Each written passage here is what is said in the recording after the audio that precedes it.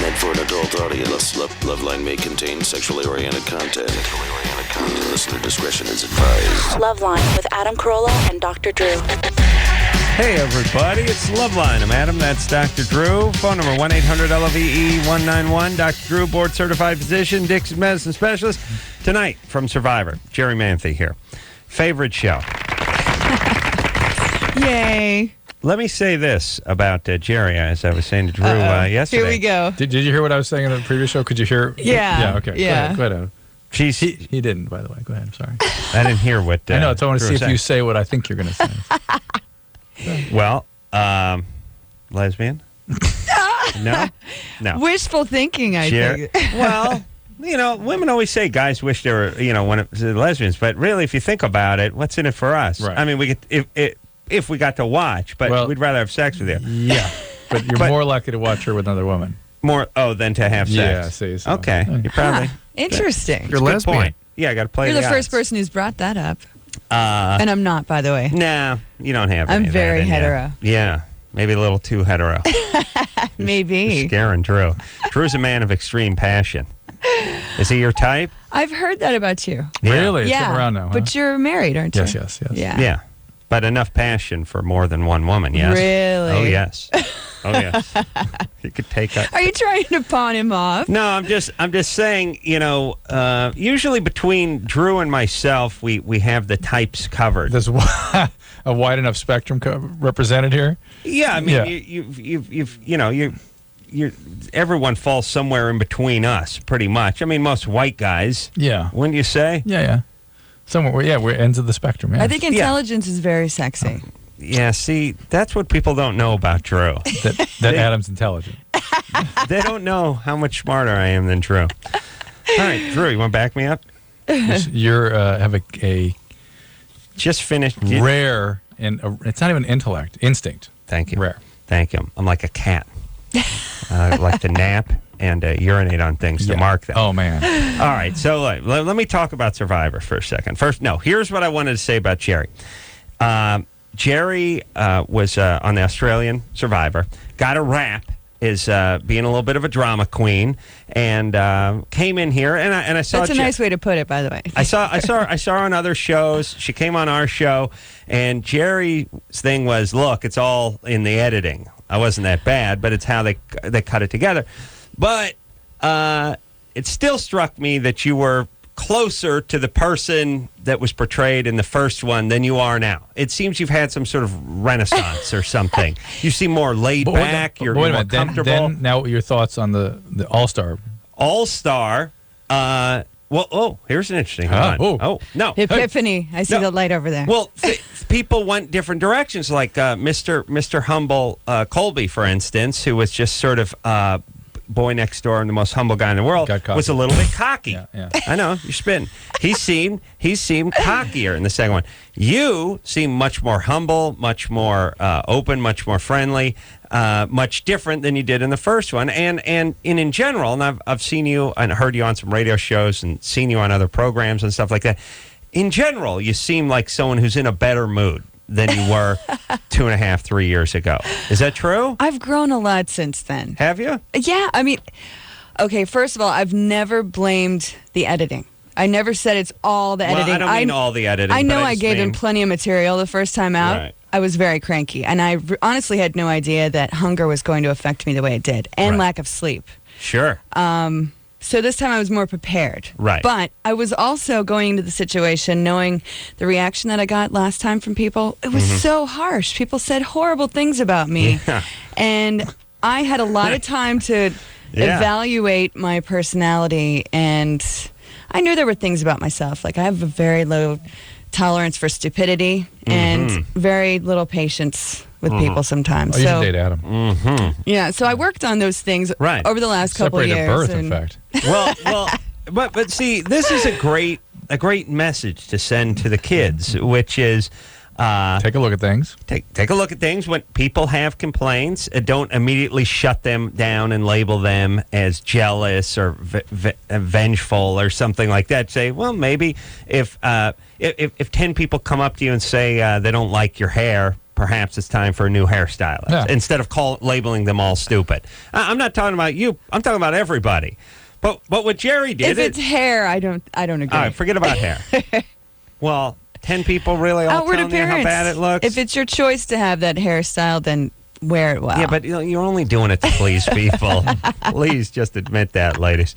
Here's my point. If enough people draw consensus about you, whether they're right or wrong, that's what people think. And if you don't want them to think that, then you have to alter something.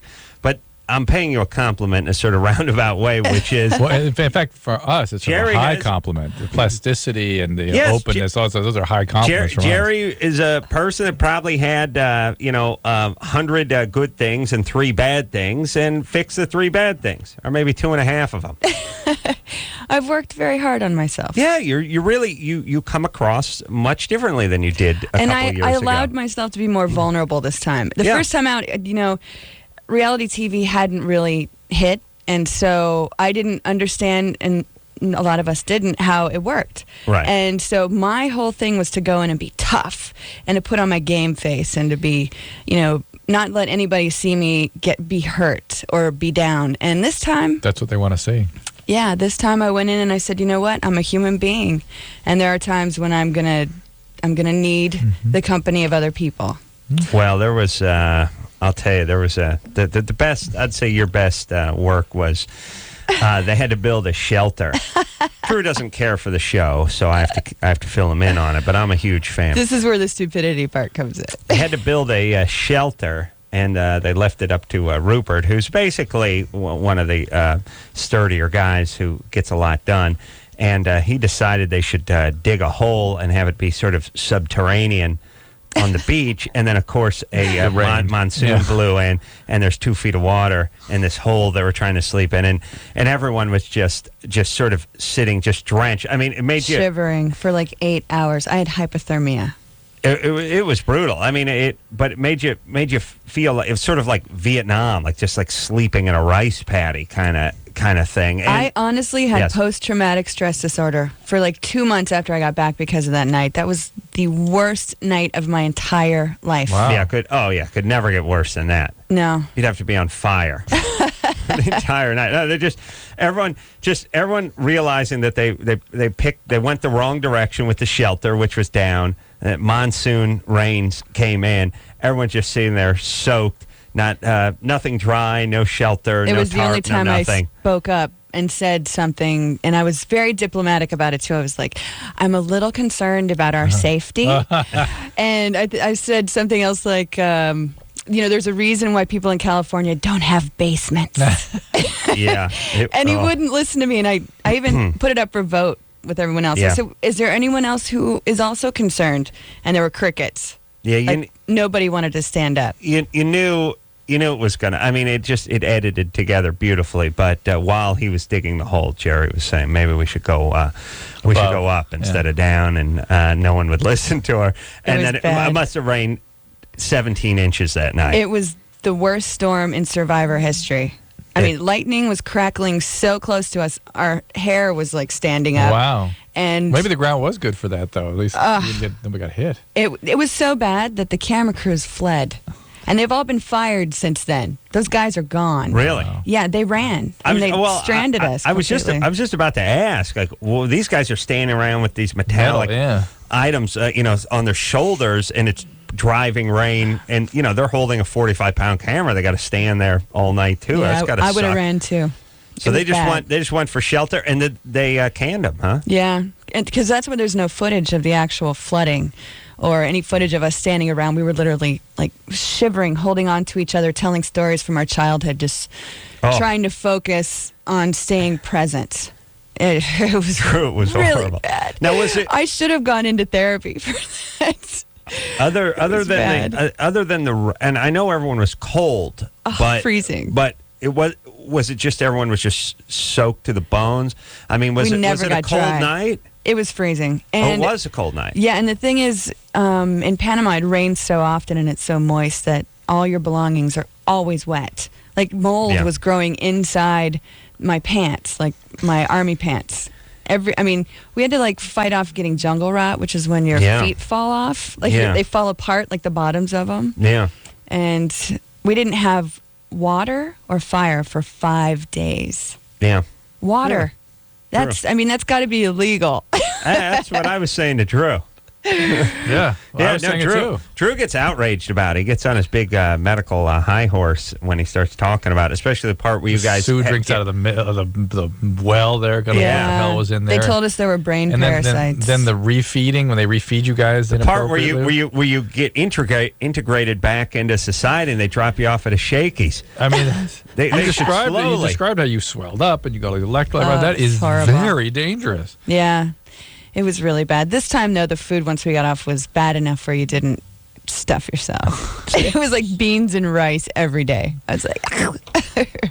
Well, good times, everybody. Good times. Survivor, Thursday nights on CBS. Oh, that's right. It's still on. It's still on. Do you know who won? No, I don't. No. Wait a minute. You have to know who won. No, I don't. No, nobody knows. Because they do the ending live. Mm-hmm. Right. But you know who the last two are. Yeah. You got to know that. All right. Maybe. Hey, you know what? Here's how mature I am. I don't want to know.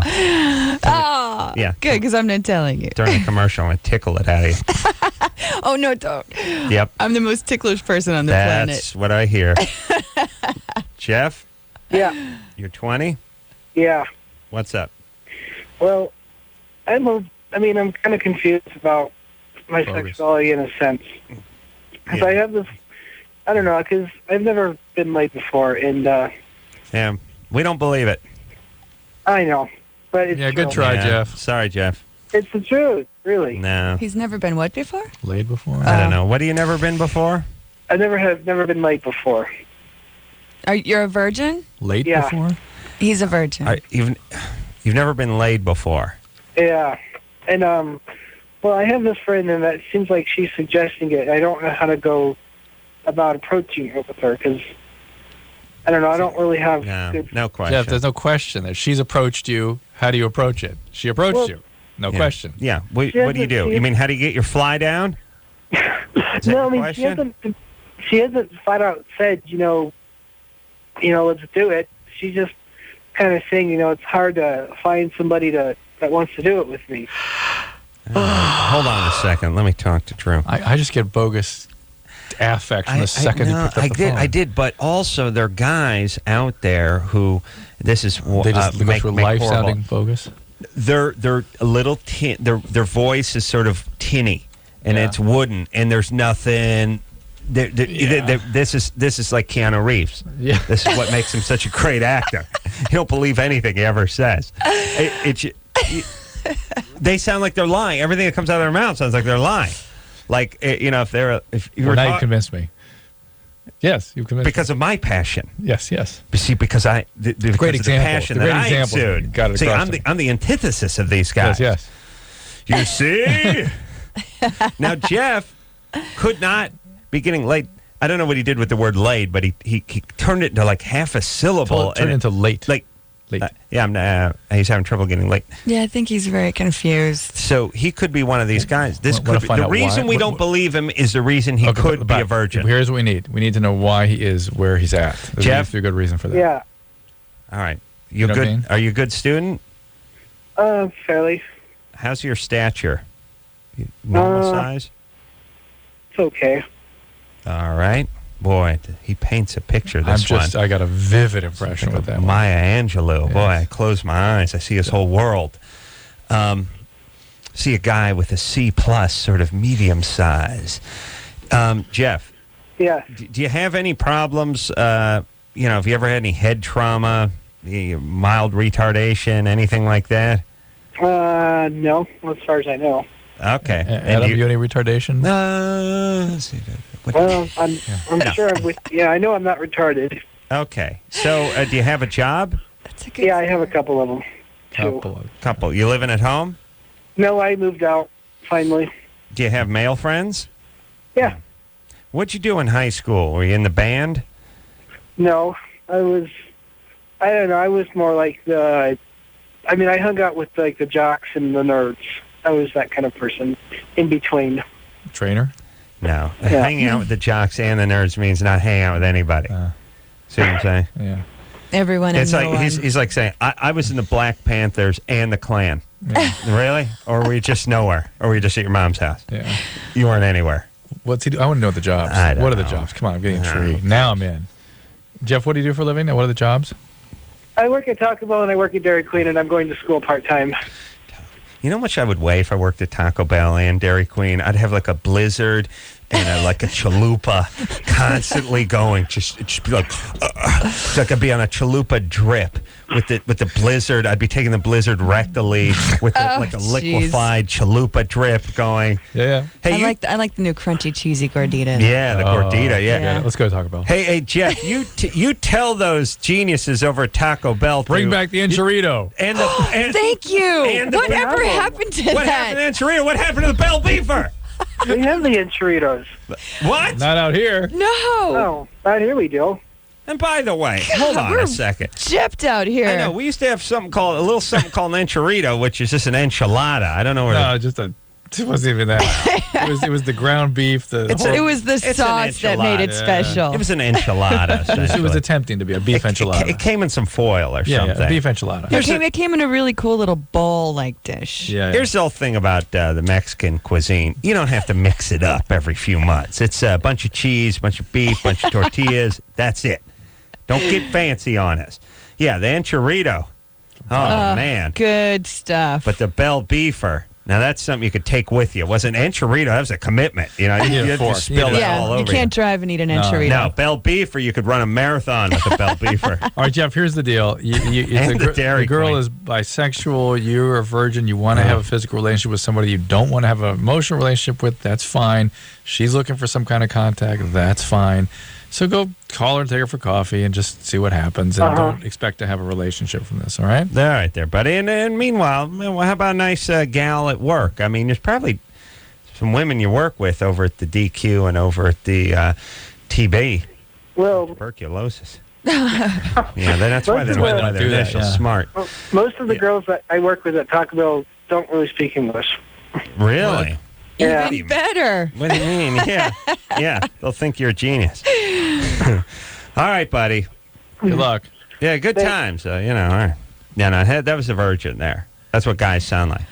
Really? Because he'll get laid and call back tomorrow and be like, hey. How you doing?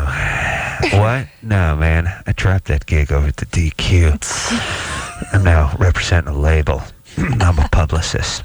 And I'm a personal trainer. Yeah, that's The voice goes down a couple of octaves. Yeah, I got a DVD that I'm looking to drop pretty soon. It's a personal trainer, it's a typo type thing. It's something I invent I can't talk about. Jeez. Yeah, that's what happens to guys after they get laid. And by the way, do you got to work at Dairy Queen and Taco Bell? Couldn't you just ask your manager at Taco Bell to pump you up a few more hey, give me a 45-hour week? Yeah. I mean, But save what's he yourself a doing? little drive time. What's Jeff doing? Come on. What do you mean, what's he doing? What else Taking care he of doing? business over there. No, but I mean, he needs to be working all the time. It's good for him. You're talking to the Yeah. guy who put in an application at Taco Bell and wasn't Taco Bell material. Cut out of the Taco Bell. Oh, no. Yeah, didn't make the cut. And they have quite a rigorous screening process over there, which is if it didn't look like you filled it out with your fist clenching a crayon, they let you in. Like if your thing doesn't have a big skull and crossbone drawn in charcoal on it, they'll let you in. I didn't make it in. It's all right. I went to McDonald's. And, I worked at Burger King. You did? That was my first job. Yeah. Which one? It was on an army base in Alabama. But, Wow. Yeah, and I got moved up to drive-through because I was that good. Wow. Yeah. Oh yeah, that's when you've arrived. Yeah. Because the movie because that's what they call a face position. It's a face job. They put you in the drive-through because what you interact with the public. Yeah. you're like the hood ornament of a car. And then- That's what people see. Where I was more like an intake manifold. I was down in the bowels. I was working the grill. I was a grill guy. Didn't have me up front. Yeah, we want you seen. Yeah. Yeah. Wow. Miranda, 25. Yes. Hi. Hello. Hello. Hi there. How are you? We're good. How are you? I've got a small question here. Every time I have sex, well, just about every time I have sex, I end up spotting and hurting afterwards. Now, can you tell me if this is normal? The hurting part's a little bit disconcerting. The spotting can be quite normal. Okay. But the pain, where is the pain? It's a burning pain right around the vaginal opening. When was the last time you had a pap smear? Oh, I guess it was just a couple months ago. And that was normal? And it was normal. Have you ever had ovarian cyst or endometriosis or any problems like that? I did have an ovarian cyst, but it went away. It was kind of mid-cycle. And are you on any medication, though? No. Nothing? No, not right now. I would certainly suspect that there's a possibility of another ovarian cyst. They tend to recur, so that's a possibility. It could be normal. Could be a little infection. Bladder infection? No bladder. Well, I mean, you never know because you're just having this sort of nonspecific pain, but the pain and bleeding usually is uterine irritability. Ouch. So it's time for another pelvic exam, just to be sure. Okay, now, the thing that concerns me is it usually only happens, especially whenever I have a orgasm. Interesting. Well, we could get together and solve that. Because then you'd never have orgasms. It'd be perfect. That's what I'm saying. Yeah, that's what I'm saying. No, that's what I'm saying. Yeah, you'd be on Easy Street. Again, there's nothing specific about that. The fact that it follows orgasm. In fact, it sounds more normal than not because, again, there's some contractions that can push the blood through. So I wouldn't worry about this, but it should be checked out. Sometimes the blood can just be irritating. And, there's 100 reasons for this. I don't know why. I was thinking about Survivor and, tampons and stuff. And I think we talked about how that worked before. But Jerry. I don't know who maybe it was with Jerry. I think it was me. Yeah. Could have been Ethan. Well, he brought it up. He's a man pond man. Yeah. I suppose now that's not a luxury item, a tampon. No. They'll supply that for Yes, you, right? that's a necessity. But I'm just thinking, and there's no necessity. There's no other necessity. Is there any other necessities? If you wear contacts, Oh, okay. then you get to take your solution with you. Oh, really? I was trying to think of other examples. Now, like for And instance, if someone's on medication, okay, I didn't. Take people on meds?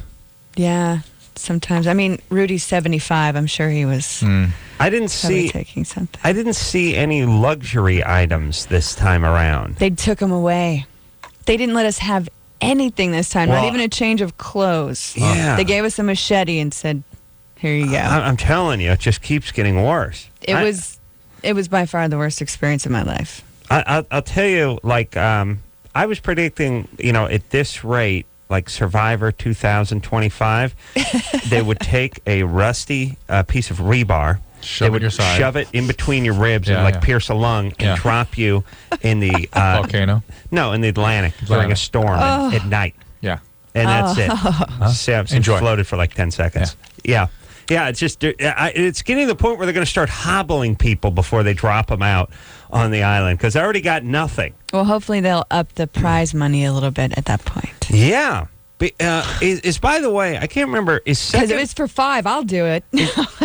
Is second place Kidding. $250 or is it $5? What the hell was second place? The winner's $1 million, and then second was like, what was second place? $250? I don't know. They upped everything this time. Oh, they did. Yeah. Oh, so because it was the All-Stars, but the $1 million stayed at $1 million. The $1 million stayed $1 million. What was second place when you were in Australia? I think it was $250,000. And then was there a third, or was the third like a car or something? Or No, there it was no third. Yeah, it was all money all the way down. But the sooner you got voted off, the less money you got. So you have an incentive to want to stay out there as long as possible. If I were in Survivor, I'd be angry at Millionaire. Yeah. Some fat history teacher from Wisconsin sits on his ass, chews the fats, got to call Lifeline, his buddies, another faculty over at Harvard, gives him the answer. Then the audience votes on the thing. And then there's just a 50-50 one. Well, we'll get rid of 2 wrong answers. Really? Just sitting on your fat keister and you're getting yourself $1 million? Say or million? More, that's 10 millionaire. Yeah, these guys are eating grubs out in the wilderness and hypothermia. Yeah. Oh, okay, so wait a minute now. And we got to go to break. But when does the money start? I mean, if you're the first person thrown off, do you get anything? Yeah. Oh, okay, because I thought the money started Not like much. 10 and up or 8 and up. All right, well, let's figure this out. Jerri Manthey here from Survivor. I forgot about this whole part. They just, they focus on the $1 million.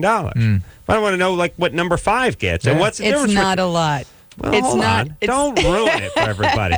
Man, not a lot for you, but it'd be a lot for someone. I was going to say me, but I'm literally a millionaire. But someone like Engineer Chris. Oh man. Oh man. All right, let's. You're better off in here. I almost said me, Drew. Math class. Math class was today, huh? Oh, math class. You had to get up early. 12:45. No, he had to be there at 12:45. All right, we'll take a break. We'll be right back. If you need help, hang up and then dial. LoveLine. 1-800-LOVE-191. LoveLine will be right back. Every hour, 2 Americans under the age of 25 are infected with HIV.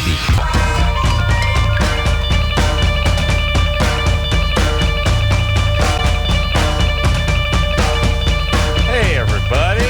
It's LoveLine. I'm Adam. That's Dr. Drew. Phone number 1-800-LOVE-191. Jerri Manthey's here tonight from Survivor. Let's see. When did you get booted off? 3 weeks ago? Yeah.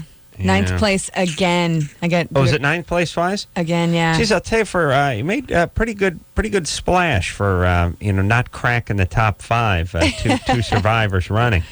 I mean, it's amazing. And it'd be an interesting study. The names you remember and the ones you don't, oftentimes not having to do with what place they even came in. Obviously, if you're getting voted off the first week, the second week, you're going to fade out. Mm-hmm. But there are people who never made it past the halfway point or made it right about the halfway point who turned out to be some of the bigger names and personalities from the show. So we were talking about money. We're talking about money last time. And $1 million to the winner, but everybody will get. So if you get vote, where do they start? 18? How many people? This time is 18. Normally it's 16. Normally it's 60. Yeah. If you get voted off, the first court, what the hell they call it? Tribal council. Tribal council. First tribal council, you get voted off. What do you get? Well, in the regular season, the person got $2,500. Mm-hmm. Was that their total pay for the whole thing? Yeah. Wow. And But for the All-Stars, they upped everything. Now, what was I don't your even know if All-Star? I could tell you. Why not? I don't know if I'm supposed to talk about the money part of it. Well, they didn't tell you not to say anything, did they? I don't know. It could be in that big fat contract I signed. Well, you can't say anything about who won or anything like that. But we know the winner gets $1 million. Yeah. Well, it wouldn't hurt to have people know what 10th place gets. Yeah, I don't know. You don't know? No. What did 9th place get? That's a better question. You know what? I'm not going to answer that. Well, tell you what. How much do you make, Adam? Tell us. What do you want to know? What This is show? where you guys parted ways last time. We had a big argument over this last time. Do you remember this? It was, wasn't it? I tell You still can't stop thinking about money. people call me and ask me, what'd you get paid for this commercial? What do you get paid for this? What'd you get paid you for tell that? them? Yeah, I tell them. Really? Why not? I don't know. I'm like one of those people that gets very uncomfortable when someone starts talking money to me. I know. A lot of people are that way, and people seem to just respect it, but I think it's ridiculous. So who cares? But already you know, don't. Well, we know what the guy made. The winner gets $1 million. And second place gets 500? You don't have to give us all the plays. I don't know. This time it's totally different for the All-Stars. I know that they had to give us some more. Tell us what 10th place makes. That'll be somewhere in the middle. I honestly don't know. Well, give us a ballpark of 10th place. Come on. The last place is not 2,500. Yeah, that's what we've learned in the last 20 minutes. And first place is $1 million. I already knew that. Just give us the middle. Give us the middle price. I'm not. Why not? I don't understand that. What, 80 grand? I mean, is it a percentage drop each time? There's some sort of Chris, system they have set Get up. on the internet and see if you can find this stupid question. I just did that for the last 5 minutes. And 2,500, like she said, for the first one voted off, and 100,000 for this is Africa for the second to last person. Yeah, that was. And they won't divulge anything else. 100 grand for the second to last? Right. You mean the second place? Second place, yes. Yeah. Oh, second place is 100 grand normally. It goes from $1 million down to 100 grand? Then Right. Africa. Yeah. So probably Yeah, goes that's 250 right. now. Because Colby gave away $900,000. It probably goes 250, 200, All right. it's not Well. that, 175, 150. All right. We were going to play a song, by the way, from Jerry's? Jerry's. Yeah. Come on, don't do Adam. that. Hey, it's not my thing. All right, well, we can talk about it on the side. Maybe How about we'll that? talk. Maybe we'll see what kind of mood I'm you're in. so it's not, mean. It's just not what I do. You gotta respect it. You gotta respect that. You're not going to play my band song Maybe now? we might. You gotta respect it. You gotta respect my feelings on this. Thank you, David. Yeah. Germany or Florida? Oh, it's Germany or Florida. This is a game. I'm surprised it didn't even. It probably made it to the survivors. I'm sure in Panama they've got this all over. This game is sweeping the country. What is it? It's called Germany or Florida. Don't pretend like you haven't heard of it. I know Jerry. I haven't. This is what an actress. Here's the thing: all bizarre stories, all acts of evil, bizarre evil, crime, the macabre, the occult. They come from either Germany or Florida. We hear the story and then we guess: is it Germany or Florida? David? Yeah. All right, go ahead. Okay. An artist has applied a license to open a brothel for sexually frustrated dogs and says it will be the first of its kind anywhere. The artist, who's 54, said he planned to charge dog owners a reasonable amount of money per half an hour of happiness. If dogs can't get what they want, they get cranky, just like people, he told reporters. This establishment would offer patrons a variety of carefully vetted participants of both sexes, rooms for private encounters, and even a bar where customers could sniff out preferred partners. Oh, my God. All right. Private encounters, like a dog. Dog, by the way, who rolls in his own ass in front of a group of nuns needs his own place to get I got to his work go with done. Germany. I'm with you on that. But the language here, the customers, the vetted customers. And He also said an appropriate amount of money, which may have been his twist on it. By the way, the whole game has been destroyed by us just listening to the dialogue and trying to figure out clues from the story rather than hearing what the essence of the story essence was. still goes Germany. We try to do both. Yeah, I feel Germany on this. We're all going Germany? Yeah, I'm going Germany. David, Germany. Yeah, it was Germany. There we go. Yay. You guys always get it. You guys always get it. We got burnt yesterday. Now, was there a price that this was going to cost the pet owners, and did you modify that or change that? It said $27. For a half hour? He wasn't going to give us that might have made us err on the side of Florida. Yeah. $27. I know, but wouldn't that be part of his... To try to pull us off the track? She said $27? Yeah. He's being fair to us, though. Oh, all right. It could be the euro dollar. God bless you, David. Ooh, good point. Are they doing the euro? I don't think... Are the Germans going with the euro? Yeah. Oh, they are? Unfortunately, yeah. I grew up in Germany. Oh, that's right. Yeah. You're That's why army brat. Anytime there's a brothel involved, it's Germany. Oh, really? They have lots of them? It's legal, yeah. Oh, is Prostitution's legal. In Germany? Really? Mm-hmm. I didn't, you don't hear Proof about houses. it. Proof houses? Yeah, that's the slang term. You don't hear about Germany and the brothels. No, that much. you've had Dutch and Amsterdam and that stuff. But Yeah. And they test the women frequently, so it's safe. Yeah, it's I guess weird. France has it sort of legal, too. Yeah, Paris. Europeans are very open-minded about that. Well, about nipples and things like that. Yeah, we had to bleep out the word nipple. By Yes, the way. I know. Yeah. Are you serious? No. I'm like, okay, it's just getting a little ridiculous. I know the whole thing about the brothels. Like Germany, is it spiraling out of control because of the brothels? You know what I mean? And there's Are any no of these drinking countries- age.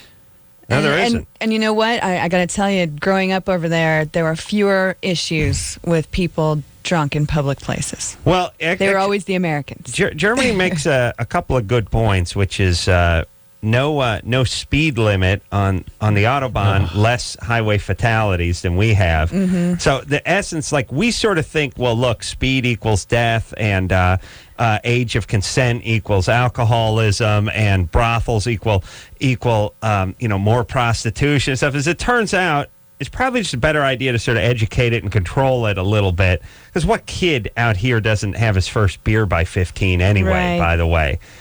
The 21 just means you got to get one of your brother's older buddies to go buy yourself a sixer of Mickey's. And then you've got that whole thing about you feel like you're doing something bad, and then you go into that cycle of behavior. Well, it is alluring if you think about it. Kids don't like the taste of beer. I mean, beer tastes horrible. Now it's my medicine. As a matter of fact, Chris, give me a cold one, would you, buddy? We're almost at the halfway point of the show. The thing is beer tastes really bad up until the age of even up until your early 20s is when and at a certain point you turn the corner and you need it.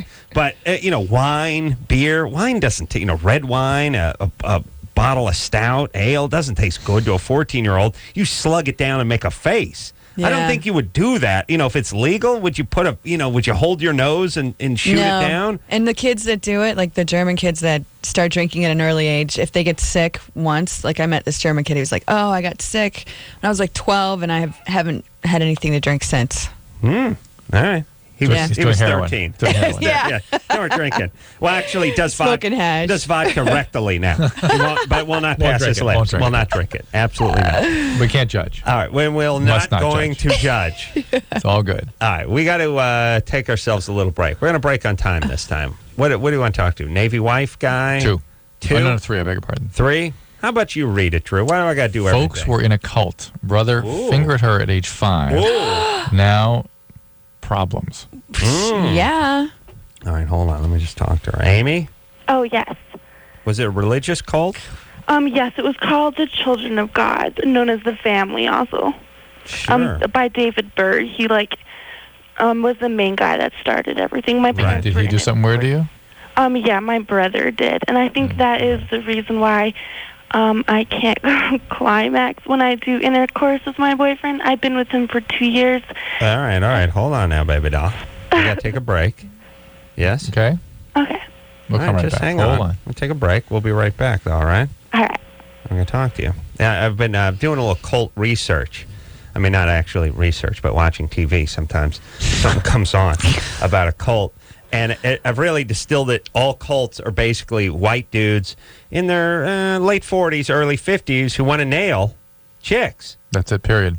It's it. Every single one of them turns into they get a bunch. It's sort of a Charles Manson thing. You get sort of disenfranchised, screwed up. It's Rasputin too. Abuse victims, and you get them in, and they come in, and then at a certain point, once they believe you're sort of God or you're the mouthpiece of God, it starts coming into, I'm going to need you to drop off your 13-year-old daughter, and I'm going to nail her, and then I'm going to nail your sister, and then it's always sexual, and this is why it's always guys who run cults. By the way, there's no fat 50-year-old chick lesbo who runs a cult. It's just a bunch. It's the same dude, and it always turns into an orgy. Mm-hmm. No one ever really talks about it, but that's all it is. And it's about nailing tons and tons of young chicks and nailing everyone's daughters. Abuse survivors. Yeah, it's just abusing abuse survivors. That's really what it is. Yeah. And whenever they do these shows on 2020 stuff, it's always he said this, he did, and they sort of brush past the sexual part of it, but that's really the engine that drives the cult, right? Absolutely. Yeah. 100%. Got to start a cult. Gonna start. No. Got to get some land. Get some land. Build on it. A big barn, too. Build a barn on it. Yeah. It's never name a guy going out.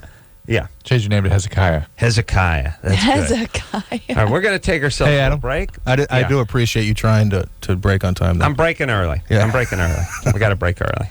That's Engineer Anderson needs us to break early. Yeah. Only time he cares about the show. I'm going to take a quick break, and we'll be right back. Hello. This is your radio. LoveLine will be right back.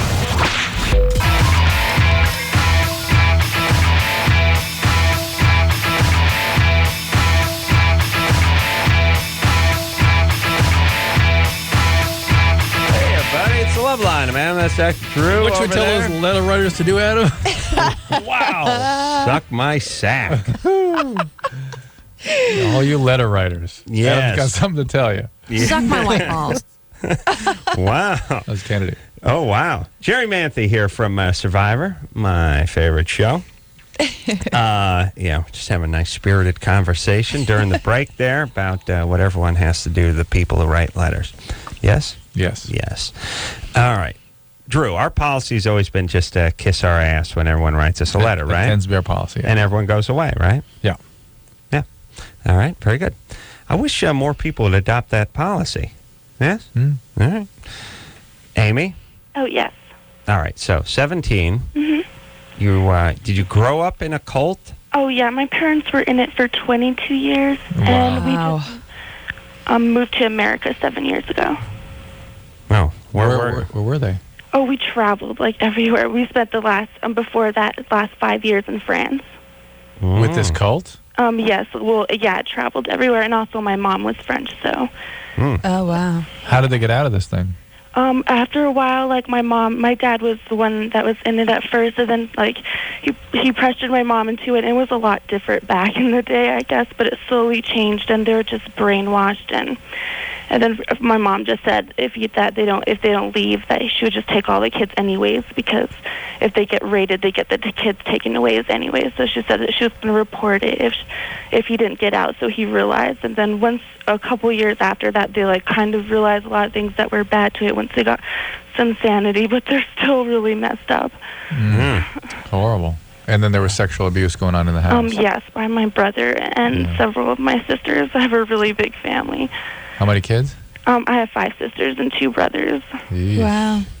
Yeah, then I have another brother I never met before because of this call. My parents were like, they believed that you couldn't be. It was selfish to to share each other and not share each other. So it was against God's rules to be selfish. So all the adults just kind of got it on. Yeah, with each other. And my brother has a different dad too because of that. Yeah. Oh my God. I told you it's like just call it an orgy and stay where you are. No one should. It's a harem.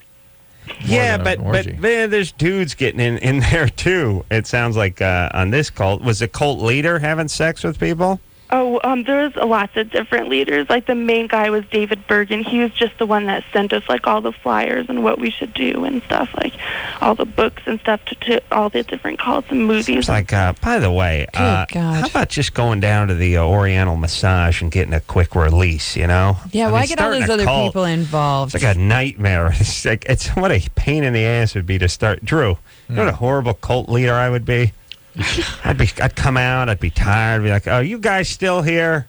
Listen, I'm going to watch some TiVo. You guys do what you got to do. Look, if you're here when I'm done, so be it. Now, Amy, your original question was, is this have anything to do with why you don't have orgasm during intercourse now? And it's 90% of women do not have orgasm with intercourse.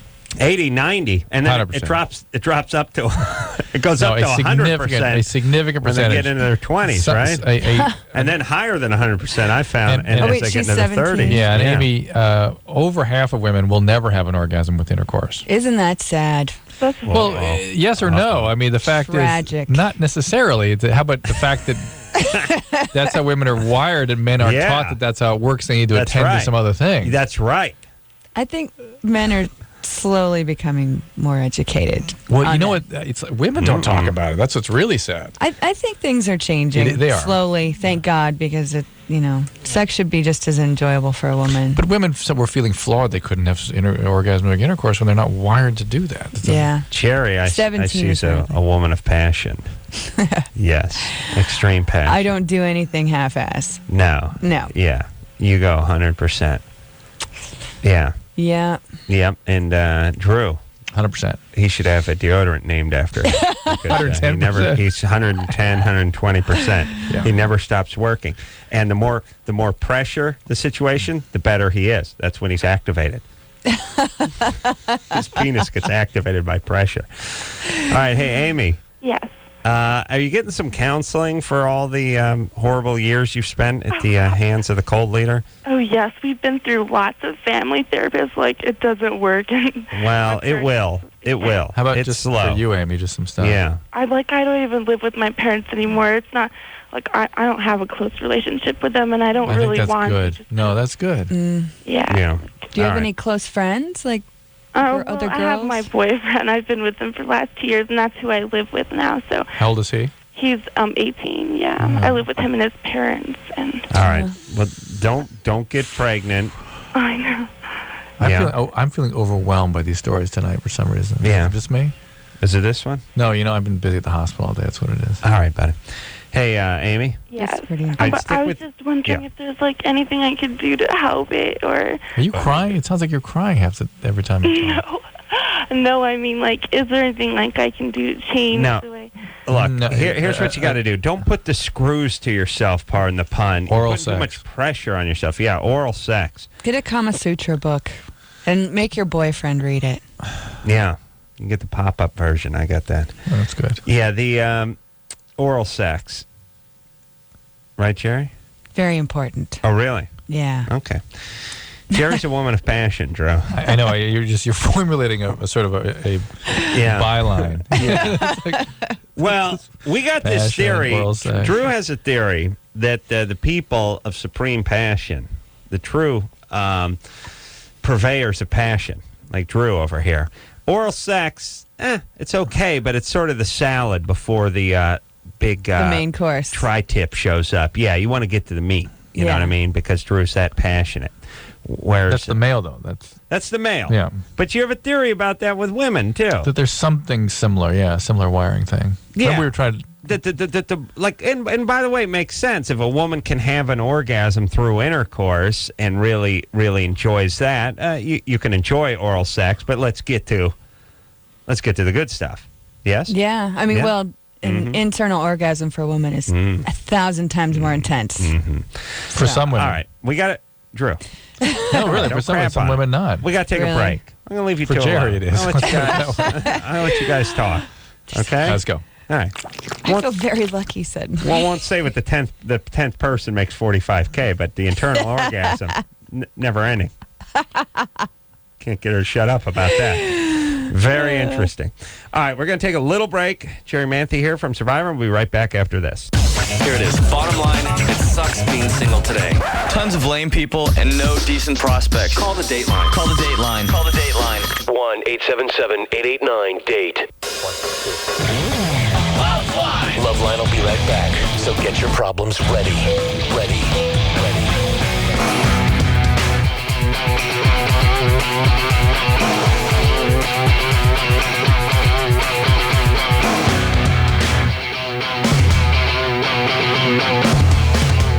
Hey, everybody, it's LoveLine. I'm Adam. That's Dr. Drew. Jerri Manthey here tonight from Survivor All-Star. The new improved Survivor. What are they going to do? Where are they going next with Survivor? I have no idea, but I know they've already cast Survivor 9, and Survivor 10's already been ordered. So, Oh, really? Yeah. Oh, yeah. It's just going to keep going and going until somebody dies, quite frankly. I think it's going to get to that point. I totally agree with you. That's what's going to stop it. Yeah. And I think it's a miracle that no one has so far. Yeah. I mean, there's been some serious injuries, but... And we still don't know. Sue may have her brain eaten out by the parasite. Yeah. And Rudy drank the well water, too. Yeah. That guy is hardcore. Did you guys have him on your show? No. Oh, No. you should. He is called Drew a queer and stormed right. out of here. He didn't like the frames on his glasses. Hardcore for what? He's just hardcore. He's like 75. Yeah. He used to be a Navy SEAL, and the whole time out there, regardless of how difficult it was, he never complained once. I'm sure. I mean, and he was hurt when he left. He had hurt his foot, and he refused to let anybody know. Yeah. I mean, the guy was just like, he wouldn't stop. Well, he comes from a time, and now we should talk about this, that guys weren't really supposed to complain. Right. They're supposed to be shot and refuse help. Yeah. Now everyone wants to sue everybody because they dumped a little cup of soup on their nards while they were driving out of the 7-Eleven. I mean, guys have become pussies, flat out pussies. They never were before. They are. I don't know if it's, video games or attorneys or guys are turning into the internet. Guys are turning into chicks all of a sudden. It's money. But it's not all. It's like the guys, a lot of guys I know, guys I work with, they get angry when I talk about this, but they proudly boast that they couldn't change a tire on their car. Mm-hmm. They boast that they know nothing about, fixing up a house see, now that's not sexy. or that they would get, beat up if an assailant came in or something. It's this weird thing where guys used to at least have a little bravado about it, where it'd be like, look, if if we were the last people left on Earth, you'd want me in charge, that kind of thing. Now it's like guys sort of almost becoming like women saying, look, if I don't have a laptop and a microwave, I'm no good to anybody. You're being a little too disparaging of women. It's worse than that. You know what I mean? It's not that we're becoming women. We're just becoming soft. Yeah, which is nice on one hand, but I got to tell you honestly, as a woman, I think it's hot when I know a guy can take care of me if we get a flat, or if the doorknob in the bathroom is broken, he can fix it. Like power tools and guys are a great mix. Well, I think guys think. I mean, I think the idea of a successful guy now is, I got AAA. I got the card in my wallet. I'll call the AAA guy. I've arrived. I'm not going to get up in there and, dent a cuticle. Somehow this is, it's just almost a little bit of a royalty thing, too. Like, look, I don't want to get down on my knees in the dirt and, bust my knuckles trying to free up a seized lug nut. I wonder if there's a little bit of unwillingness to grow up kind of piece of this. Well, maybe it's mommy to help maybe me. I got that element. Maybe that element's worked in too. I'm just saying, and women too, by the way. And don't defend them. Now leave them alone. Women used to, I think, take a little more pride in the. I can whip up a meal fit for a king from just a scratch. It's in the refrigerator, and do a little mending on the trousers too. Women I do that. Yeah, well, you're a Renaissance woman. A passion. Women now look at that as being some sort of subservient or something, and guys look at it as low rent. If so it's really, you're right. That's probably where it's all coming from. That we're supposed to be the same, and if we're all the same in our just nothingness. Yeah, but here would be a better idea. How about we all learn? How about guy learns to fix a car and sew? Instead, we've just decided all just be blank slates. That's right. And we'll just pay someone else to do it. We'll just sit on the computer and we'll get a couple illegals in, and they can do the cooking and change the tires. That's what it's turned into. All right. Sad times. Very sad. Sad times. Very good. Very poignant from a passionate woman. Kat? Hi. You're 26? Yes. What's up? Okay, I have two different incidents that happened to me with gynecologists. Ooh.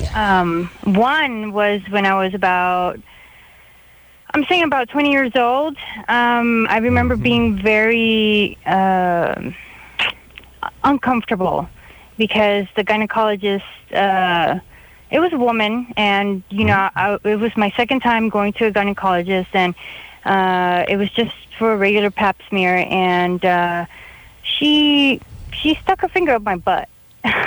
Right, doctors are trained to do that. That's part of the pelvic exam. Yeah, but I've never had any. Well, then your doctors were actually doing incomplete exams without that. How about a little heads up though before you get the digit up the rectum? They might, but there are multiple little lube. And for me, like a glass of Chardonnay or maybe even a hug. There are multiple anatomic structures that you can only feel that way. It's not comfortable for sure. It's not comfortable, it is necessary. But know that the guys get it every year too. Does it go in the butt? They're supposed to anyway, and they get it. But you can't. There's a septum between the vagina and the rectum where tumors can occur. You can't feel it behind the ovaries quite the same way as through the rectum, unfortunately, and that's part of the exam. Let me, I was thinking, you think there's ever been a gynecologist who puts his patients out and then starts working on their teeth?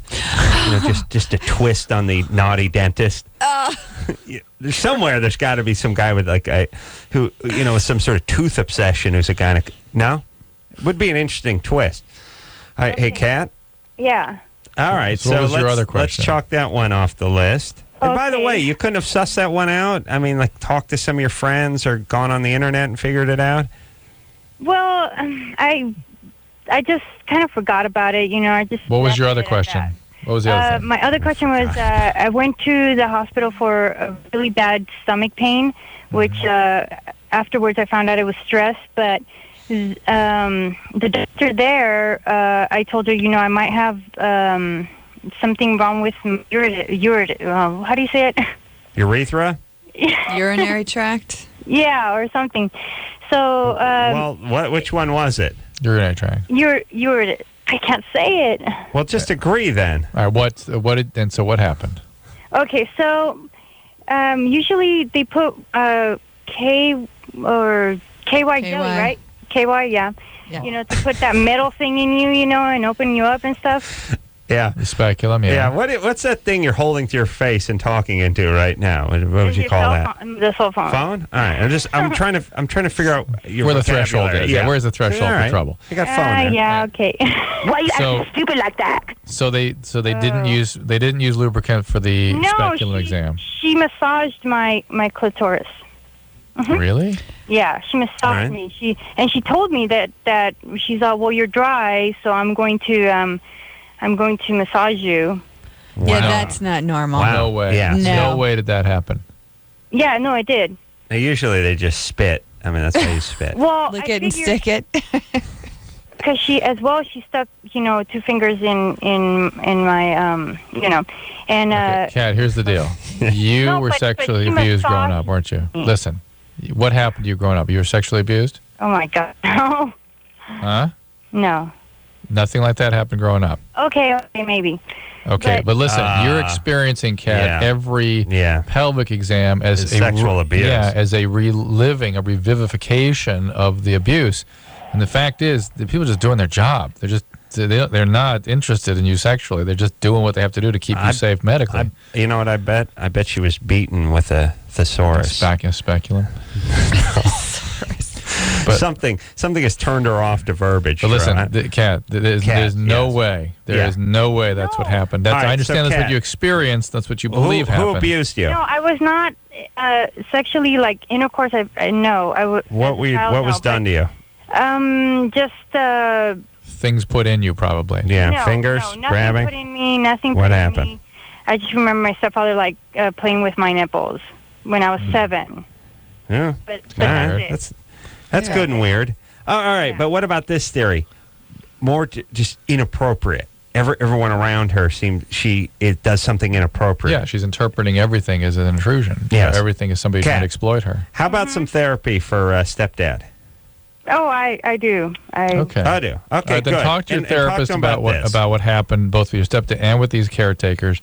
Certainly, it should be reported if your therapist thinks it's appropriate. Yes. Okay, so now here's, and I was just hearing about, Drew and I talking about this Kobe trial every once in a while. And this, every time we speak to someone like this is what reminds me of it, which is if your cat, anybody who comes in contact with you, it is perceived as abuse. Or attack or rape or something. Right. And yet, victims like Kat tend to attract the victimizers, too. So it's hard to tell. It's hard to tell which was which. Right. Whether it's her experience of something that was innocent, or did she really attract a perpetrator? Yeah, after a while, it just, you get stuff like the finger in the ass, and it turns out. And by the way, they're not interested in pursuing the truth, which is, hey, my gyno just put ring finger in the took eye. Hey, Susie from down the street, you've been to the gyno. Is this on the menu, or is this special order? No, in the meantime, she spent 7 years feeling victimized. Right, instead of just, she could get on the internet and get the answer to her question in a matter of seconds, or talk to a couple other women who've undergone the same procedure and find out it was fine. She's not interested in that. She'd rather be a victim for the next 7 years, and probably isn't going to listen to whatever Drew said about the appropriate part about that being part of the gynecological exam. But as this pertains to Kobe, is if you're with somebody who experiences every encounter as abuse or rape, then Kobe, and I don't know what he did, but there's a good chance if she had the kind of history that someone like this had, whenever someone is with them, that's how it goes down in their book. And so it's confusing to the guy. It's like, what do you mean? We had a good time. Well, it's even more confusing because very often women like that will be alluring. They will actually, unknown to themselves, will be surprised when they get themselves in situations that they brought on, so to speak. They didn't know they were asking for it, but they did. Right. And then it becomes... then it becomes a victimization to them, and so it's... but again, the hard part is they attract the victimizers. That's the crazy thing. So you never know for sure. Yeah. I think it's safe to say that Kobe, probably not your typical rapist. Not the kind of guy who hides in the bushes at the park. You know what I'm saying? And probably capable of having consensual sex with strange women on the road. Oh, for sure. And I'm sure in his mind this went down as just another marital infidelity. And when you start scratching beneath her surface and looking into her past a little, maybe it seems more like that's more the way it went, and she was a little more like Kat, who just called in. By the way, in court, all this stuff is inadmissible, or oftentimes is. Like, hey, the fact that, OJ had been beating the crap out of Nicole for the last 10 years, inadmissible. Really? That's disturbing. Yeah, if you were the lawyer that was defending Kat's gynecologist, I would want this to be, it's very admissible. I mean, it's very germane to the case. Is it not? It's all they have. And yet Rush Limbaugh has to expose his medical records, which are irrelevant to what he was doing. He's been caught doing what he did. He's an addict. Of course he shopped around. Every addict does that. Right. And his medical records, and not to defend Rush as in any other way except to say that guy's medical records is the one that have to be opened. Yeah. It's ridiculous. It is, if whether you have a long history of beating your wives, or you were an abuse victim and had been through many other cases like this or situations like this. Of course, you need to know that going into this case. Doesn't mean you weren't raped, and it doesn't mean you killed this wife, but it sure helps. It really does. Yeah. Yeah. All right. To me, that's all the case. That's half the case, isn't it? It's like, hey, they always say the circumstances are what count. It's not whether somebody actually was found with the gun or confessed. It's what are the circumstances? What's the motive? Yeah. I mean, all those 911 calls of Nicole crying, yelling, "He's going to kill me." Yeah, go ahead and factor that in. Yeah, it affects how I feel about it. I don't know about anybody else. Any other human being would. Yeah, that's right. All right. By the way, that case still. By the way, but on the good side, too. Like, don't worry, we're going to catch the killer. Don't worry. Oh, yeah. No, we're on him. Yeah. He's on it. Yeah. He's in a sand bunker somewhere around Pebble Beach. They're getting him looking for him. Yeah. The point, but also, you should be able to use your ex-wife who you never beat. Right. She should say, "Oh no, this guy never raised a hand. I got drunk and punched him in the stomach once. He didn't raise a hand to me." Mm-hmm. Use that, right? Because that's all you need to know. Kicked her. That's all you need to know. Mm-hmm. All right. Let's hop back to the phones. We'll speak to Dustin, who's 19. Dustin? Hey, what's going on, guys? What's happening? I was just kind of wondering, got a question for Dr. Drew, I guess. If there's any permanent effects of opiate use? Well, one of the reasons opiates are so popular as a pain medication is they don't hurt anything. They leave the body essentially unaffected by their analgesic or pain-relieving properties. The problem with opiates are that for genetically prone individuals, they trigger the most severe and life-threatening forms of addiction. So if you're using opiates, what? So it's the addiction that's the bad thing about opiates. That is really the only bad thing to speak of, at least of significance. But the addiction will kill you. And I'm not talking about dependency, and I'm not talking about withdrawal. I'm talking about the alteration of the drive systems of your brain such that when you try to stop using opiates, it will change everything. Everything you think, everything you feel, and the total priority of every shred of impulse in your body will be to get back on drugs, even when you know you absolutely shouldn't. Exactly. And how long does that last? The rest of your life. So that's why you have to be in treatment. Maybe longer. You have to be treated. We don't know what happens after you die. It has to be treated. It could be longer. It must be treated, Dustin. You've got to get in a program. And so programs, it could be fixed by treatment though, even if it permanently affects the way your brain works. Yes, that's what we do in treatment is change all that. All right, cool. All right, he's calling from What's that? So that's what I wanted to know. Great. All right, buddy boy. Good luck. Good luck. Thanks. He's calling from Louisiana. Mm-hmm. I'm picture treatment centers, just like a guy passing a cider jug around to people, like maybe a little picking and grinning. Looking out across a sea of those big, what are those things called? Those big rodents? Yeah. Oh, Nutria. Nutria running around the backyard there. Yeah. Shots going on. Nutria? Yeah. Yeah, big rats. Huge, like size Huge of rats. like mountain lions. How big are those Not things? that big. They're big, they get bigger every time you tell the story. They're like raccoons. Yeah, I think they're raccoon size. Yeah. Put it this way. Tigers. No, it's not raccoons. They were going to use them for their pelts, and then they got out of control. It's a cool story. They've taken over New Orleans. Oh, my God. You know what this? It's a good story. It's a good time. And you shoot them. And you get and a they buck. pay you. Yeah, they pay you for them. Well, buck a head. They pay you to shoot them? Mm-hmm. Do you have to bring back their skins or something? No, they take your word for it. I shot 100 million of them over the weekend. No, check's good. I'll take it. Yeah, no, you got to show them something. Good grief. Yeah. Yeah, the guy's just driving around shooting at them. It's good times, though. I mean, they're really like, here's the thing. Everyone wants to shoot. You know, it's a fun idea to blow something's head off.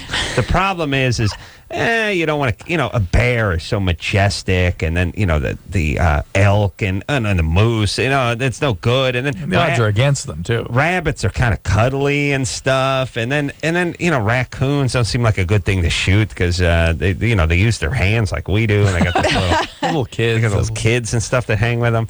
So you got to see, here's the whole thing. It's like, I would like to shoot stuff, but I can't find anything good to shoot. But like nutria, I could shoot. They're disgusting. Yeah, it's like first off, it's okay to shoot ugly stuff.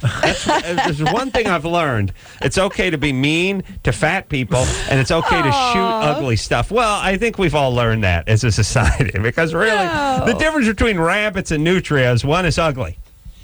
Really? And one's cuddly, and it's perfectly fine to shoot the ugly one. And the ugly one deserves to die. I mean, you got to be punished. How are you going to learn your lesson about being ugly? You know what I'm saying? By killing it. Yeah, well, if you do think about it, philosophically, if you think about the way we treat, like, insects, like, ladybug versus a cockroach, and, insects are all basically insects. They don't do any good, and they don't do any harm, and some are worse than others, but cockroach never killed anybody. They're just ugly. Horrible. And they carry disease. Those centipedes you have in your house, too, they disgust me. They always say cockroach. I have moths. They always say cockroaches carry disease, but probably about as much as any other animal that's crawling around your house. Than your hands. Ew, yeah, your hand really? carries.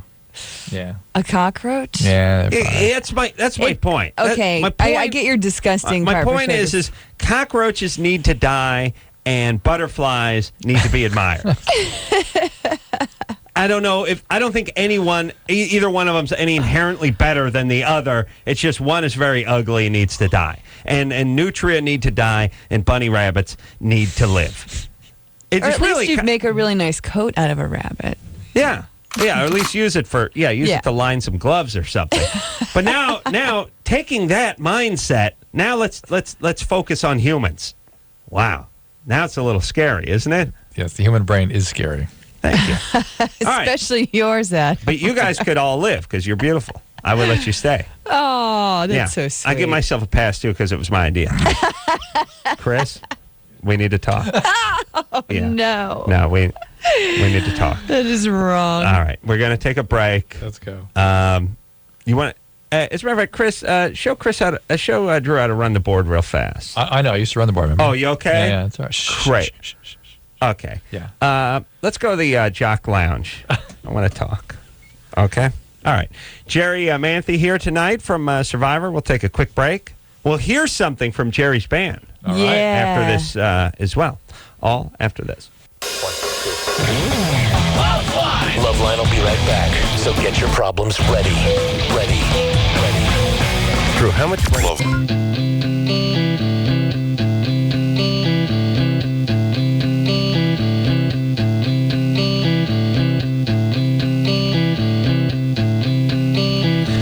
Hey, everybody, it's LoveLine. I'm Adam. That's Dr. Drew. Phone number 1-800-LOVE-191. Jerri Manthey here tonight from Survivor. You also remember her from The Surreal Life, which is a show I enjoyed immensely. Aw. Yeah. It was a fun one, wasn't it? It was. The first season. Second, I didn't get as... it was scary, that second season. It seemed to have lost its allure somehow. But I really did enjoy the first season with Jerry. The second season was a bunch of freaks. Yeah. It was scary. I think they tried to up the ante a little bit, and it lost its charm. Yes, Drew? Yes, Adam. There's going to be a third one. Well, yeah. Let's take one call and then hear a Jerri Manthey song. Oh, yeah. I caught a little buzz this afternoon. I got to be honest with you. Yeah. Yeah. You're good this way. It's good. We do that again.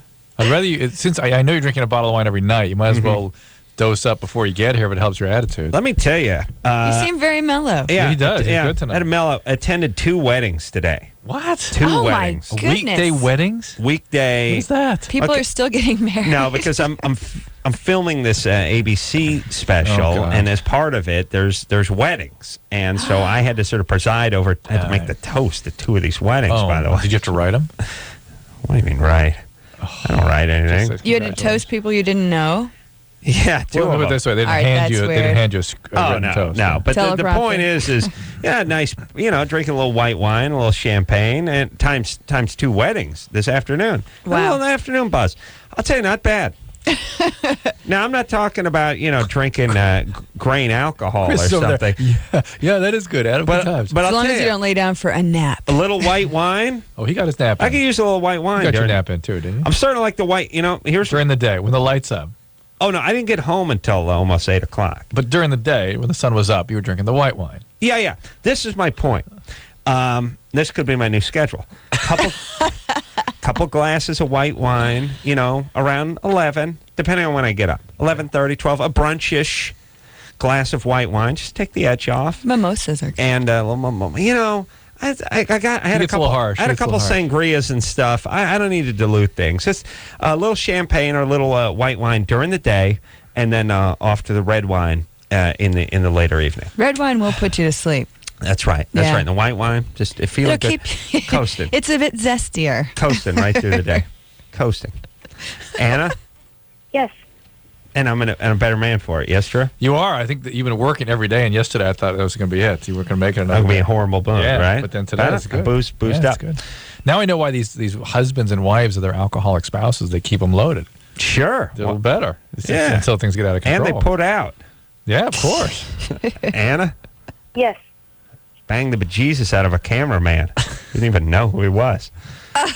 You're 22. What's going on? Did he start with a Bahamian?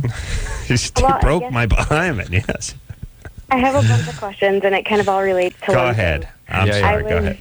I was molested in grade school. I was in second grade, and it was a friend of my older brother, and he was in 8th grade. Yes. So did you say second grade you were in?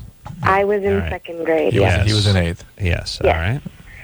And after that, my whole attitude about everything changed, and I ended up gaining a lot of weight. I became very introverted. I used to be very talkative, extroverted, and then it just all switched. And I kind of went through phases of that. And then, obviously I gained a lot of weight in high school. And when I graduated from high school, things sucked. And I was in counseling all through high school, and I hated all my counselors. Did you tell them about Did you tell any of them about your abuse? I did. Okay. A little bit. I never really talked about it. All right.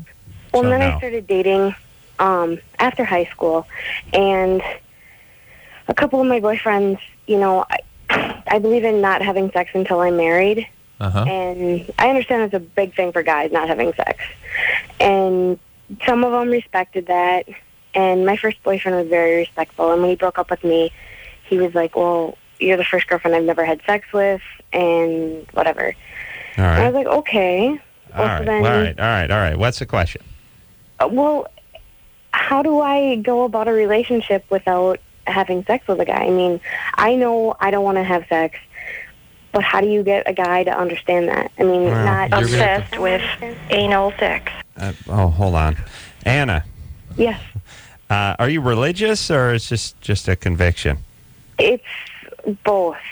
Okay. Well, I am very religious, yes. But this is a reaction to the trauma. Yeah. And this is a way of keeping people at arm's length so you can't be intimate. The problem is going to be when she does start having sex, a whole other series of horrible feelings are going to occur, and it's going to affect her ability to have a stable relationship in a marriage. Yeah. So it's about time you start dealing with this stuff now. It's really not about the sex. It's about the intimacy.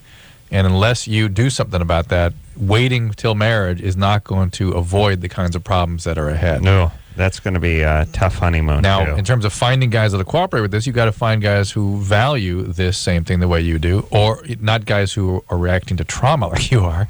And that's going to be probably, when you say religious guys? Mostly? Yeah. Or guys who are gay, and you'll be just a beard for them. Well, I mean, being realistic. Wait, say that again. What did you say about gay guys? Well, gay guys who are looking for a beard can would do love this to be in a too. relationship with a woman without sex. Yeah. So, Anna, you got to get some therapy. Well, what kind of therapy do you Just suggest? plain old individual psychotherapy, because you need to find a way to have intimacy again. This is not about the sex. I guarantee. Very insightful, Drew. All right. Okay. Okay. 'Cause all right. I mean, I've been in therapy right now. I'm going to school for massage therapy, and it's very hard because we work on each other in class.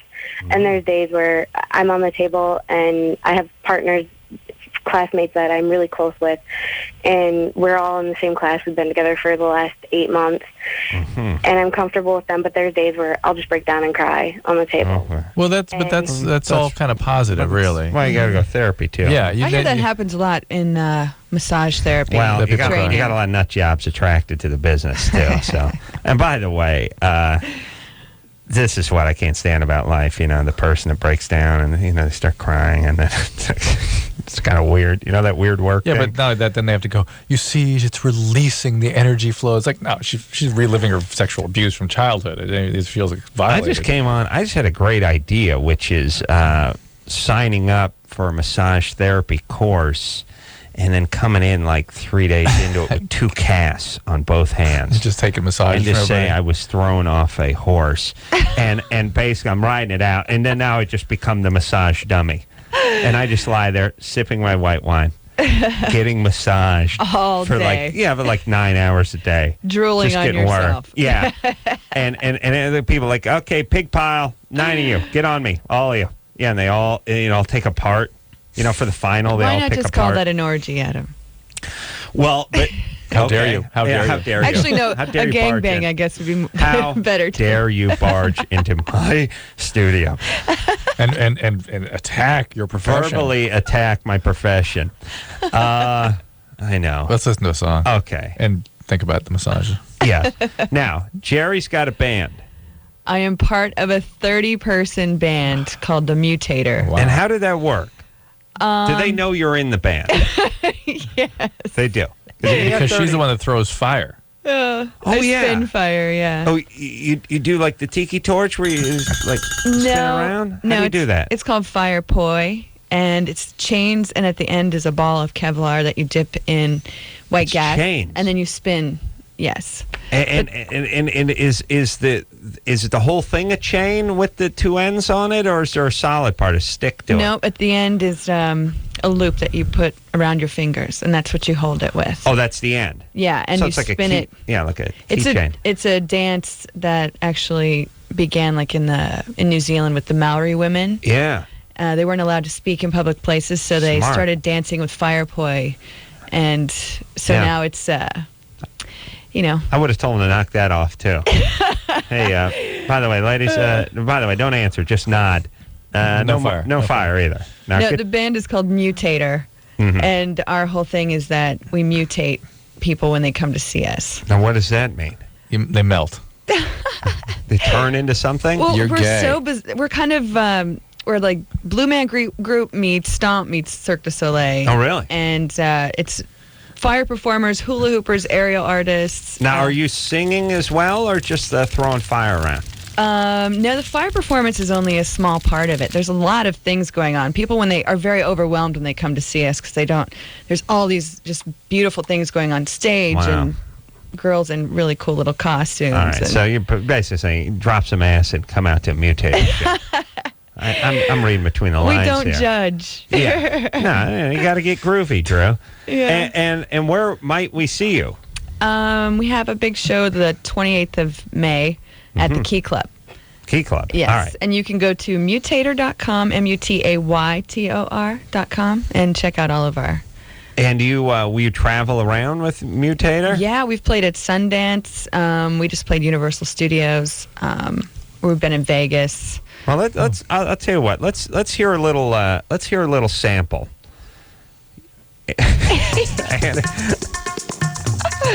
Now, what would you be doing now? Would there be? I'm actually in this song drumming. Oh, are you? Yeah, I play the djembe drums. Is that the 2 or the 1? It's the 1. It's a Right. hand Is drum. that the one we hear? Yeah. Yeah, there's like over 50 drums in this band. Oh my wow. God. Yeah. Did she say drunks? Yeah. White wine drunks. Yeah. And all right, so in this song you're playing the drums. Djembe drums, yeah. Djembe drums. Mm-hmm. And then now who was singing? Those are tracks that are brought in. There's two guys that have laptops, and they've layered all these different tracks of sounds and vocals. So it's just sort of like a cosmic jam session for the senses. Oh, it's amazing. Wow. Yeah, and the crowd literally at the beginning of the night is just standing there. They don't know what to think, and by the end they're jumping up and down and screaming. And it's like Burning Man or something. That's where the band originated. Oh, really? How weird is that? In 1999, yeah. And you've not mentioned Burning Man in 5 years. Yeah, I've probably brought it up once in the Have you ever 9 been? years I've been here. No. This will be my 6th year. Oh, going to Burning Man? Yeah, I go every year. Wow. What do? You get naked and run around? If you want. You can do whatever you want. What's the funkiest, freakiest... And by the way, explain what Burning Man is, because we got a lot of people like in Ohio who don't know what that is. Everyone will explain it differently. Right. Except for the Burning Man. Yeah. You can explain that so they understand what that is. Well, it's basically a temporary city built in the middle of nowhere. There's like 30,000 people. Middle of the desert. Arizona or something, right? Nevada. Right. The most barren desert I've ever seen. There's like no rocks, no trees, like nothing. Salt flats almost. We build a city, and literally there's like a daily newspaper. There's like 40 radio stations that people broadcast from their tents. How long were they there for, the city? It's for a week. But there are people that are, like right now, planning this year's event already. And it takes place in the summer or something? The end of August, yeah. It's got to be brutally hot. It's very hot. I mean, and that's part dust of it. storms, the environmental aspect of it is very Well, challenging. you want people to walk around their underpants, Drew. You can't do it in December. Yeah, that makes sense. You'd be smart. Actually, you dehydrate faster when you're naked in the desert. And there's a huge wooden man.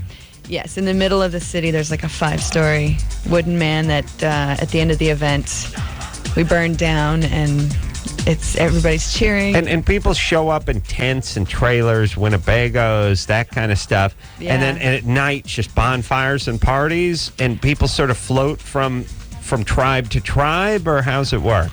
It's set up literally with streets that are laid out with water trucks, and they mark, there's road signs, so you have an address and everything. It's very well organized, but it's the most freeing experience you'll ever and have. You set up a tent. If you want, you can bring a tent. Some people bring RVs. I prefer a tent. Let me tell you my problem. I'll tell you my problem with this. It happens to me every time I go camping. There's always some a-hole who's a couple of campsites over. It's that dude who wants a beer and a hang. And because there's this sort of communal vibe, it's sort of like, hey, dude. And so they'll come over and they'll be like, hey, what's happening? I'm just a couple of whatever. And it always starts off cool. Like, hey, all right, what are you guys doing? Where are you guys from? Far out. And then the guy pulls up a log. Yeah. And 4.5 hours and 6 cases of your beer later, it's like getting to the point where you got to tell him, hey, get the F out of, I didn't come to hang with your sorry ass out in the woods. No, but look, if the guy came around who was the coolest guy you ever met, but that doesn't happen. That guy doesn't show up. It's sort of moocher, burnout, is sort of, but a little angry, a little sense of entitlement. Also, may kill you with a spoon. Like, there's a little element of, is this guy a fugitive or something? Like, wait, I don't want to rub this guy the wrong way. Seems like we're getting along pretty good. I don't want to freak him out and tell him to get the hell out of here. But I imagine an entire city filled with these guys who want to just come and hang. You will find the most intelligent, interesting people out there. No weird moocher guy wants to eat your peyote and drink your rye. We're very big on being self-sufficient and being prepared, because it takes so much energy to get out there and so much preparation that it kind of keeps the yahoos out. But there's always that element. Yeah. A little bit of it, you know. But there are people that show up and build like huge bars, and it's fully stocked, and you get there and you don't spend any money. It's all about gifting. How this guy just funds all this stuff himself? I mean, the guy who owns the bar? Yeah, whoever. And there's he's a cult leader. How many years has this been going on? I think it's been going on about 16 years, something like that. And so this will be your 7th year? Yeah. Far out. 6th year, yeah. Wow. Yeah. Freak out. It's great. All right. But this band, the Mutators started out there, and perfect. We're like a big family. And all right, now we got to take a break. But that sounded good. I like that. I mean, good. And it's nice. I like it behind me when I'm talking. It makes me sound. Somebody to walk behind you with that playing. Yeah, it's been a little fire. I'll get you a CD. Please. We will take ourselves a quick break. We'll be right back. Hello? Who's this? This is LoveLine. 1-800-LOVE-191. LoveLine will be right back.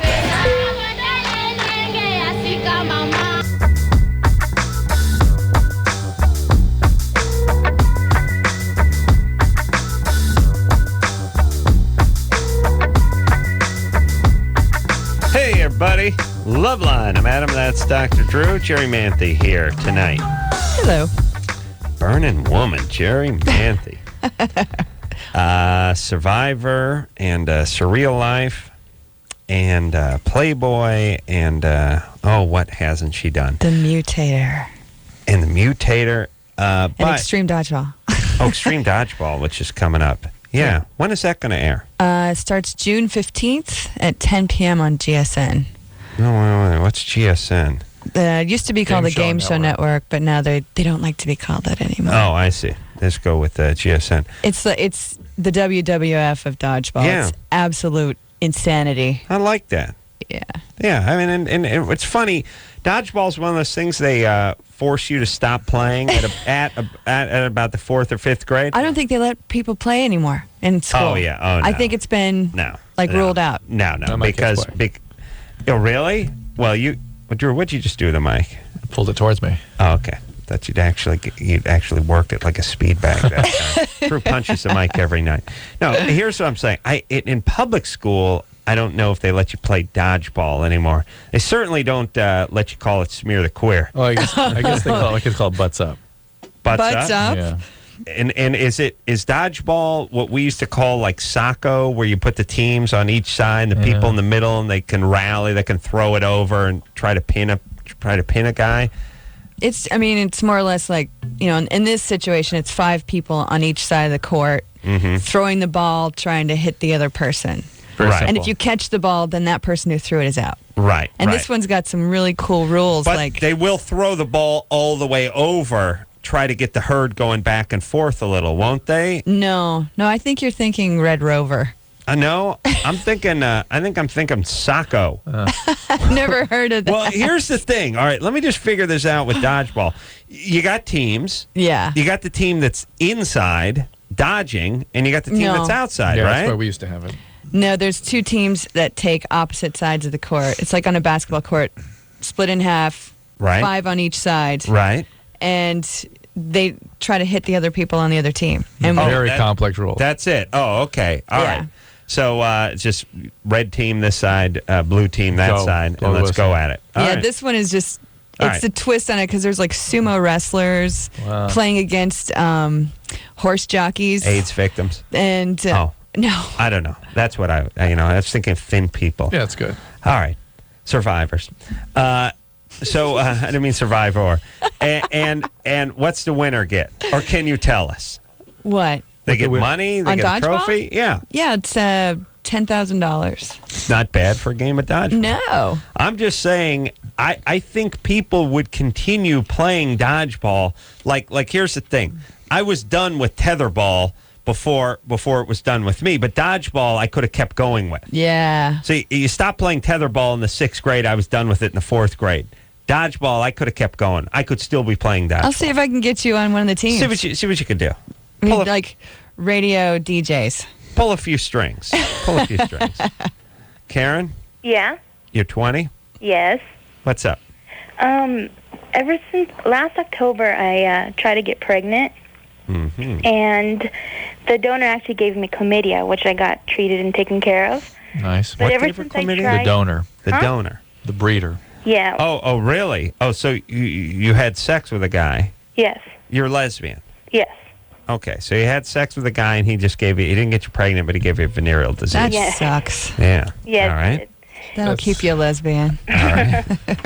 It's interesting how the one guy she does choose to have sex with is the guy that's infected. Unreliable, brutalized. Yeah. All right. So now. Yeah, and now I've been having irregular periods, and I've never had them before, and they're really strange. Like, I stopped having periods in the beginning, and then I started having them again, but they're really light. And how were you treated for the chlamydia? There was this one dose of, right, it was kind of like Alka-Seltzer. Zithromax, yeah. Yeah. And did they give you anything else after that? No, that was it. You're not on birth control pills, or didn't take the Depo shot or anything like that? No. Pretty much unrelated, I suspect. All right. Do you have a lesbian partner? Yes. And you guys ready to start a family? Well, she has a son. Isn't that we enough? wanted to try for a little girl. Yeah, but what if you didn't get a little girl? You just kill the Well, You just keep having kids. no, By I the way- just would have preferred to have a little girl. I see. Well, how old is your lesbian partner? She's 25. What do you guys do for a living? She's a medical biller, and I'm currently unemployed. Currently. Yeah, I'm going to be going to school in the fall. To study what? To computers, Okay. All right. like an IT department. Okay. Good. Hey, Karen. Yeah? You're 20. Mhm. You got plenty of time. Mhm. Plus, here's my prediction. Most people, they break up, lesbian or not, when they're 20. So you could spit out a kid, stay with this chick for another 16 months, and then be some 21-year-old chick who had an infant who was on her own, who didn't have a job or anything. Mhm.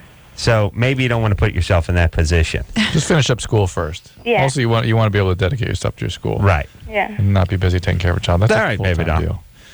All right, good luck. All right. Were you? All right. I didn't want to know Yeah, what don't happened worry to you, about but it. something horrible. Get some therapy. And the Zithromax did not screw up your periods. All right. That's kind of your blanket statement, huh? Yeah. Let's get some therapy. Yeah. I guarantee she wasn't born a lesbian. You want to ask? What are your thoughts on self therapy? Like people who can work through things on their You own. can't do it It's only because for it people that turns don't need out therapy. it turns out that our brains. This has now been on. There's a lot of good evidence now of how we rebuild and reintegrate our brain mechanisms, and it is from other people. Really? We cannot make change on our own. So I should see somebody about my post-traumatic stress disorder. Yeah, well, that's the only way it's going to change. I mean, you can control the symptoms, but the actual integrative mechanisms don't change without a dyadic exchange. Now, you Really? could also just spend time with a good friend, but somebody has to reflect your experience and show appreciation for what you're Now, feeling. what if my good friend is white wine? You know what I mean? or the, That's my medicine. Yeah. You know, I mean, it's Or my taboo daytime 12. medicine. Or a hookah. Yeah. My Dayquil, Yeah. white wine. My NyQuil, red wine. You see? Oh man, you're cool. Yeah. All right, let's take ourselves a little break here. Yeah. We'll be right back after this. Okay, so I know there's nothing wrong with me. So what's up? So I was like you, and I used to think that these Datelines were totally cheesy. Why can't I meet anybody? But I tried everything else and thought, what the hell? So I called the Dateline and actually met a cool guy. I called the Dateline and I hooked up with some cool people. Believe it or not, other normal people are out there looking too. 877-889-DATE. 1-800-LOVE-191. We'll be right back. This hour brought to you in part by Axe.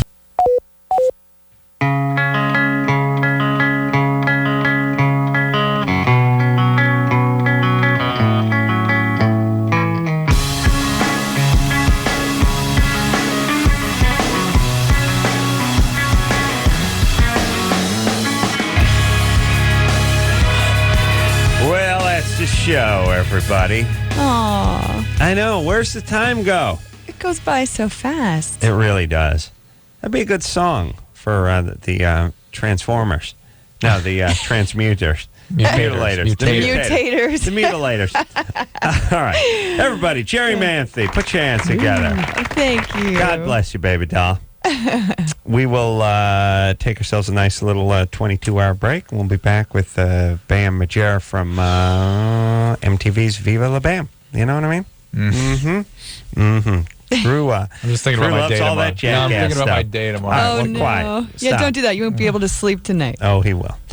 All right. So, until next time, Adam Carolla for Dr. Drew saying mahalo. What happened to you growing up? You were sexually abused? Oh, my God. No. Huh? No. Nothing like that happened growing up. Okay, maybe. This has been LoveLine. The opinions expressed on this show are not necessarily those of the staff, management, sponsors, or this station. The producer for LoveLine is Ann Ingold. LoveLine is a presentation of Westwood One Entertainment.